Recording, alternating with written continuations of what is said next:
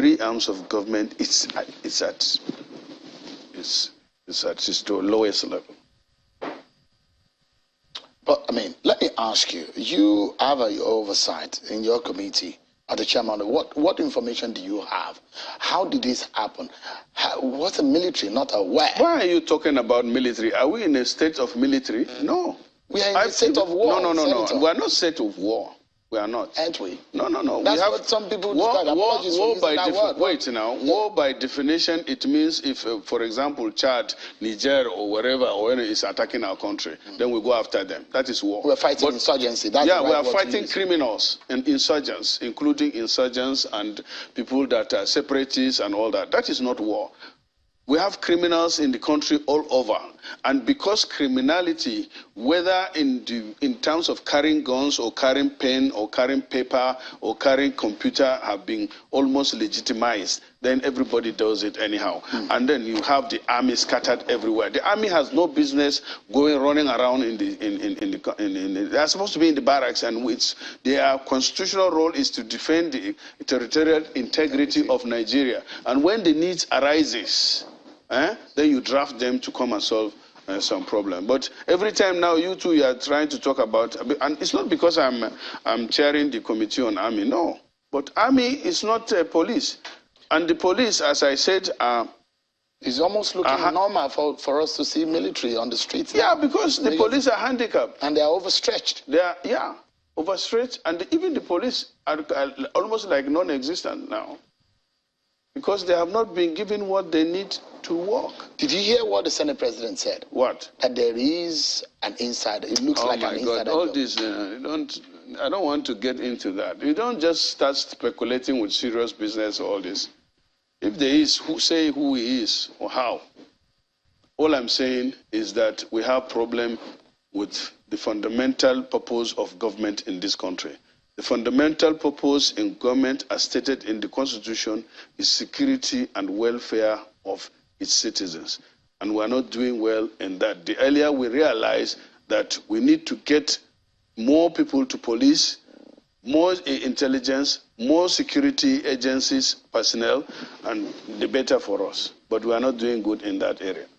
No, I mean, you do not agree with what the Senate President said. Because I don't want you to be joining me with Senate President. That is his own opinion. If he has an insider and he has the information, why don't he share it with other people? I don't want.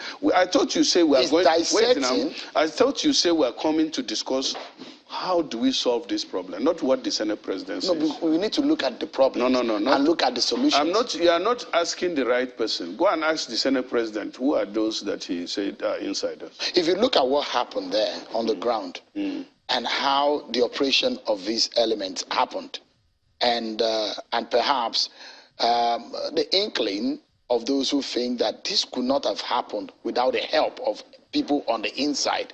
Do you believe that it was a compromise? Why are you... I didn't know that this is what we are going to discuss. Honestly, I wouldn't have come. Why don't we talk about the solutions? Get more people to do their job. Not what the Senate President said. Oh, if the issue of fifth columnists... No, is there an issue about fifth columnists in the Nigerian security? How would I know? How could you know? You see, this is where this country is not moving forward. You are taking so much of our time talking about what Senate President said. Why don't you call him and ask him? Why should you ask me? My name is Senator Ali Ndume. Let me remind you that. A member of the Senate? Yes, but I have not seen the Senate President for a while. Why would you bring me here to start asking me? I thought we would be talking about how to solve this problem. Aren't we talking about it? No. You are talking about Senate President and he said... And the implication of what he said, because there is a very strong implication of what he said. Go and talk to the Senate President about that. If there is an infiltration in our military or our security... Let him come and say, or you go and ask him, please. Okay, let's talk about the solution. If you don't want to respond to what he said, that's fine. No, I don't want to. Let's talk about what is happening and what happened on the ground. Thank you. If you assess the situation properly, should we have had these elements being kept in this place for this longer time? And how do we move away from having them being kept? Because you said that not in Kuje, in several other correctional facilities, these guys are being kept there. How did we get here? How do we move away from that? Sheun, let me adjust this discussion, please. I'm not here to be lamenting. I thought I'm here to discuss the solution to this problem, and that is the topic you put across, isn't it?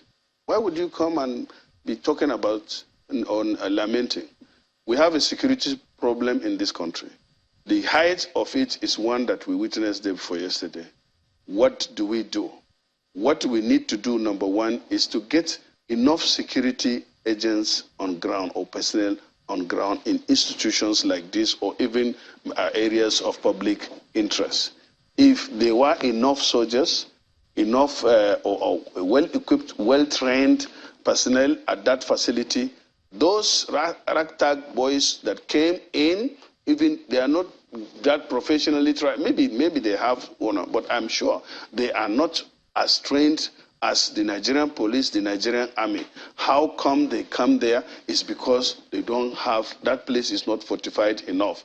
Those places don't have what they need technically, like cameras, like drones, and like all things that they can use in order to address this matter. So the Nigerian government, as a matter of urgency, needs to look at other agencies. Because this is not the first time. There have been prison breakouts in Edo, and so many areas. But nothing tangible or concrete has been done about it. No steps. When we come, we start lamenting, we start saying, so person says so. That is not the solution.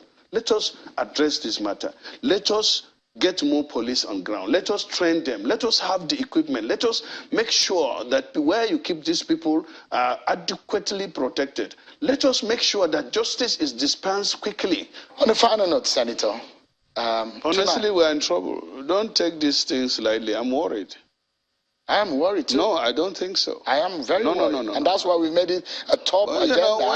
If we are serious, we should be talking about how to address this matter and what citizens need to do. Not to be talking about or allowing people to be just speculative and then you make it an issue. I'm disappointed. I'm really disappointed with the response of so many leaders. And it's our responsibility, the responsibility of government, the security and welfare of its citizens. And then you have leaders responding as if it is a casual thing, it's not their responsibility. It's our responsibility.